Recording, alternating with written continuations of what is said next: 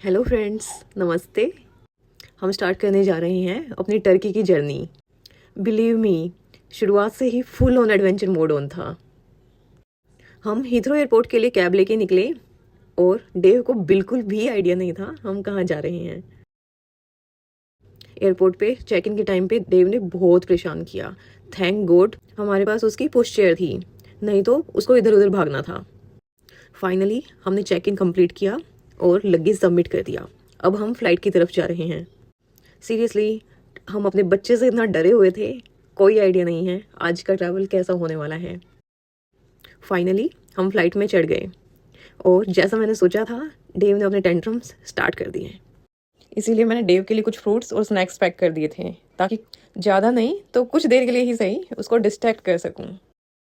वो seat belt लगाने के लिए बिल्कुल भी रेडी नहीं था और बार बार विंडो का दरवाज़ा खोल बंद कर रहा था।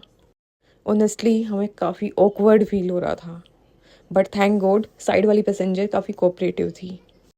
इस मोमेंट पे हमें सीरियसली फील हो रहा था हमें ट्रैवल ही नहीं करना चाहिए बच्चे के साथ। मैं और मेरे हस्बैंड टोटली फ्रस्ट्रेट हो गए थे।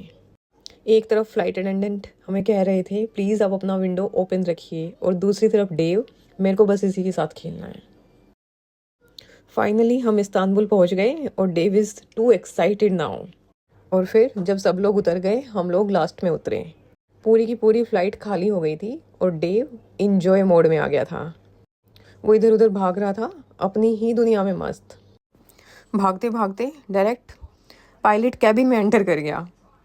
वहाँ पर उसने कुछ फ़ोटोज़ भी क्लिक करवा लिए। उसके लिए एकदम एडवेंचर मोमेंट।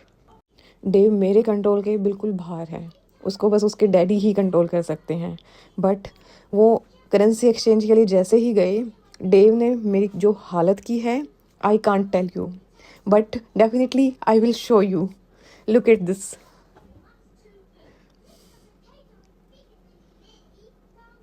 इमिग्रेशन के लिए काफ़ी लंबी लाइन थी। फाइनली हमने इमिग्रेशन कंप्लीट किया। इमिग्रेशन कंप्लीट करने के बाद हमने अपना लगेज और पुश चेयर कलेक्ट किए और टैक्सी स्टैंड की तरफ आगे बढ़े।